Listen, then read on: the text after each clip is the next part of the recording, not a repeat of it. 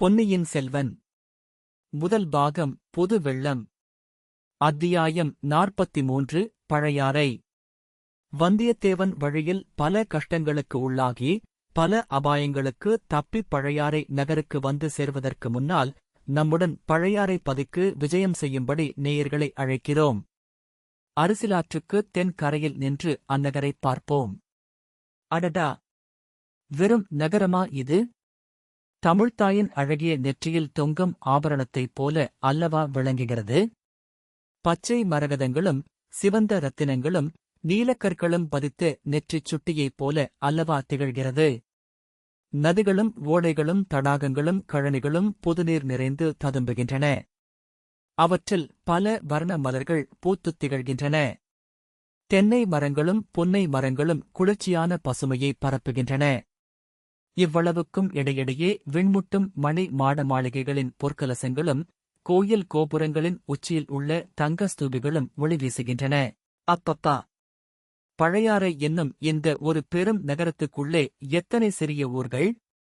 நந்திபுர விண்ணகரம், திருச்சத்திமுற்றம், பட்டிச்சுரம், அரிச்சந்திரபுரம் முதலிய ஊர்களும் அந்த ஊர்களின் ஆலயங்களும் இந்த பழையாறை என்னும் சோழர் தலைநகரில் அடங்கியுள்ளன. பழையாறையின் 4 திசைகளிலும் வடதளி, கீழ்த்தளி, மேற்றளி, தென்தளி என்னும் 4 சிவனார் கோயில்கள் இருக்கின்றன. போர் வீரர்கள் குடியிருக்கும் ஆரிய படை வீடு, பொதுப்படை வீடு, மணப்படை வீடு, பம்பைப்படை வீடு ஆகிய 4 வீரபுரிகள் காணப்படுகின்றன. இவ்வளவுக்கும் நடுநாயகமாக சோழ மாளிகை என்றால் ஒரே மாளிகையா? விஜயாலய சோழருக்கு முன்னால் இது ஒரு தனி மாளிகையாக இருந்தது. பிறகு ஒவ்வொரு அரசகுமாரனுக்கும் ஒவ்வொரு இளவரசிக்குமாக பழைய சோழ மாளிகையையொட்டி புதிய புதிய மாளிகைகள் எழுந்து நிற்கும் காட்சியைக் காண்பதற்கு 1000 கண்கள் வேண்டும். வர்ணிப்பதற்கோ 10,000 கவிஞர்களின் கற்பனாசக்தி போதாது. 200 ஆண்டுகளுக்குப் பின்னால் வந்த சேக்கிழார் பெருமான் தேரின் மேவிய செழுமணி வீதிகள் சிறந்து பாரில் நீடிய பெருமைசேர் பதி பழையாறை என்று வர்ணித்தார் என்றால் சுந்தர சோழரின் காலத்தில் இந்த நகர் எவ்வளவு கோலாகலமாக இருந்திருக்கும் என்று ஊகித்துக் கொள்ளலாம். எனினும் நாம் முதலில் இந்த பழம்பெரும் பதிக்குச் செல்லும் சமயத்தில் அதை பூரண கோலாகல தோற்றத்துடன் பார்த்து மகிழ முடியவில்லை. சுந்தர சோழ சக்கரவர்த்தி இந்நகரின் சோழ மாளிகையில் வீற்றிருந்து அரசு செலுத்திய காலத்தில் இங்கு வந்து பார்க்க நமக்குக் கொடுத்து வைத்திருக்கவில்லை. சக்கரவர்த்தி நோய்பட்டு தஞ்சை மாநகர் சென்ற பிறகு வெளிநாடுகளிலிருந்து சிற்றரசர்களும் இராஜ தூதர்களும் மந்திரி பிரதானிகளும் சேனாதிபதிகளும் இங்கு வருவது நின்று போயிற்று. அவர்களுடன் வழக்கமாக வரும் பரிவாரங்களின் கூட்டமும் குறைந்துவிட்டது. 4 படை வீடுகளிலும் வசித்த போர் வீரர்களில் பாதிப்பேர் இப்போது 7 நாட்டுப் போர்க்களங்களில் தமிழர் வீரத்தை நிலைநாட்டிக் கொண்டிருந்தார்கள். மற்றவர்களில் ஒரு பகுதியார் வடதிசை எல்லையிலும் இன்னொரு பகுதியினர் மதுரையிலும் இருந்தார்கள். எனவே படைவீட்டுப் பகுதிகளில் இப்போது பெரும்பாலும் வயோதிகர்களும் பெண்மணிகளும் சிறுவர் சிறுமிகளுமே காணப்பட்டார்கள். மழவர்பாடியில் வாழ்ந்து வந்த வேளக்காரப் படையினர் தத்தம் குடும்பங்களோடு தஞ்சைக்குச் சென்று விட்டபடியால் நகரின் அப்பகுதியானது பூட்டப்பட்ட வீடுகளுடன் வெறிச்சென்று இருந்தது. இராஜாங்க காரியங்களை நடத்தி வந்த அமைச்சர்கள், சாமந்தகர்கள், அதிகாரிகள் அனைவரும் தத்தம் குடும்பத்தோடு தஞ்சைபுரிக்குச் சென்று விட்டார்கள். இப்படி எல்லாமிருந்த போதிலும் பழையாறை வீதிகளில் கூட்டத்துக்கும் கலகலப்புக்கும் குறைவில்லை. இப்போது அவ்வீதிகளில் பெரும்பாலும் ஆலய ஸ்தபதிகள், சிற்பக் கலைஞர்கள், சிவனடியார்கள், தேவார ஓதுவார்கள், அரண்மனை ஊழியர்கள், ஆலயப் பணியாளர்கள், கோயில்களில் சுவாமி தரிசனம் செய்யவும் திருவிழாக் காட்சிகளைப் பார்க்கவும் வெளியூர்களிலிருந்து வரும் ஜனங்கள் ஆகியோர் அதிகமாக சஞ்சரித்துக் கொண்டிருந்தனர். இன்றைக்கு ஏதோ திருவிழா போலக் காண்கிறது. வீதிகளில் அழகிய ஆடை ஆபரணங்கள் அணிந்து ஆடவரும் பெண்டிரும் சிறுவர் சிறுமிகளும் உலாவி வருகின்றனர். தெருமுனைகளில் ஆங்காங்கு ஜனங்கள் கும்பல் கூடி நிற்கின்றனர். அக்கும்பல்களுக்கு மத்தியில் ஏதேதோ வேடம் புனைந்தவர்கள் நின்று ஆடிப்பாடுகிறார்களே, சற்று கவனித்துப் பார்க்கலாம். ஆம், இவர்கள் கிருஷ்ணனைப் போலவும் கோபாலர்களைப் போலவும் அல்லவா வேடம் புனைந்திருக்கிறார்கள். இந்தக் கூட்டத்துக்கு நடுவில் ஒரு கிருஷ்ணர் ஒரு மலையைத் தூக்கிக் கொண்டு நிற்கிறாரே, அவரை தேவராஜனாகிய இந்திரன் வந்து வணங்குகிறானே, இன்னொரு கூட்டத்தின் நடுவில் கிருஷ்ணனை 4 முகங்கள் உள்ள பிரம்மதேவர் வந்து தோத்தரித்து வணங்குகிறாரே.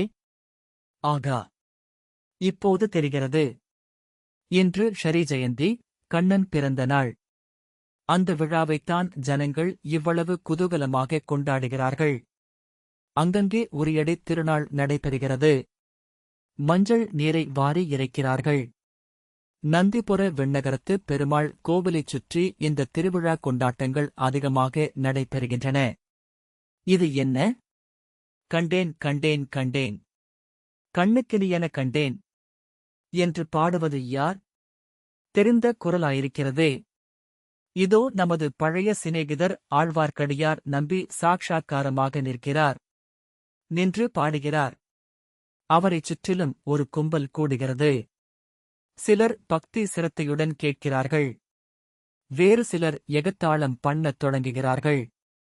ஆழ்வார்க்கடியாரின் கைத்தடியினால் யாருடைய தலைக்குச் சேதம் நேருமோ என்று நாம் அஞ்சுகிறோம். விண்ணகரக் கோயிலின் வாசலில் ஒரு சலசலப்பு. வீதிப்புறத்தில் நிறுத்தியிருந்த ரதங்களும் பல்லக்குகளும் கோயில் வாசலுக்கு வருகின்றன. கோயிலுக்குள்ளே இருந்து மாதரசிகள் சிலர் வருகிறார்கள். இப்பெண்மணிகள் பெரிய குலத்து பெண்டிராகவே இருக்க வேண்டும். ஆம் ஆம், பழையாறை அரண்மனைகளில் வாழும் மகாராணிகளும் இளவரசிகளும்தான் இவர்கள். எல்லாருக்கும் முதலில் பெரிய பிராட்டி என்று நாடு நகரமெல்லாம் போற்றும் செம்பியன் மாதேவி வருகிறார். இவர் மழவரையர் குல புதல்வி, சிவஞானச் செல்வரான கண்டராதித்தரின் பட்ட மகிஷி. வயது முதிர்ந்த விதவை கோலத்திலும் இவருடைய முகத்தில் எத்தகைய தேஜஸ் ஜொலிக்கிறது. அவருக்குப் பின்னால் அரிஞ்சய சோழரின் பத்தினியான வைதம்பராயர் குல புதல்வி ராணி கல்யாணி வருகிறார். ஆகா, இவருடைய அழகை என்னவென்று சொல்ல! இந்த முதிய பிராயத்திலும் இவர் முகத்தில் இப்படி களை வீசுகிறதே. யௌவன பிராயத்தில் எப்படி இருந்திருப்பாரோ? இவருடைய புதல்வராகிய சுந்தர சோழர் வனப்பு மிக்கவர் என்று பிரசித்தி பெற்றிருப்பதில் வியப்பு என்ன? இவரைத் தொடர்ந்து சுந்தர சோழரின் மற்றொரு பத்தினியான சேரமான் மகள் பராந்தகன் தேவி வருகிறார். இன்னும் பின்னால் வானுலகிலிருந்து நேரே இறங்கி வந்த தேவ கன்னிகையரையொத்த குந்தவை பிராட்டி, வானதி, இன்னும் நாம் அரசியலாற்றங்கரையில் பார்த்த அரசகுலப் பெண்கள் வருகிறார்கள். விஜயாலயன் காலத்திலிருந்து சோழ வம்சத்தினர் சிவனையும் துர்க்கையையும் குலதெய்வமாகக் கொண்டு வழிபடுகிறவர்கள். ஆனால் திருமாலிடமும் மற்ற சமயங்களிடமும் இவர்களுக்கு துவேஷம் என்பது கிடையாது. இன்று கண்ணன் பிறந்த நாள் என்பதை முன்னிட்டு பெருமாள் கோவிலுக்கு வந்தார்கள் போலும். பெரிய பிராட்டி செம்பியன் மாதேவி பல்லக்கில் ஏறும் சமயத்தில் ஆழ்வார்க்கடியாருடைய பாடல் அவருடைய காதில் விழுந்தது. அதற்காகவென்று ஆழ்வார்க்கடியார் உரத்த சத்தம் போட்டு பாடினார் போலும். செம்பியன் மாதேவி அவரை தம் அருகில் அழைத்து வரச் செய்தார். ஆழ்வார்க்கடியார் அடக்க ஒடுக்கத்துடன் வந்து நின்றார். திருமலை, சில நாட்களாக உன்னைக் காணோமே. ஸ்தல யாத்திரை சென்றிருந்தாயோ என்று கேட்டார். ஆம் தாயே, ஸ்தல யாத்திரை சென்றிருந்தேன்.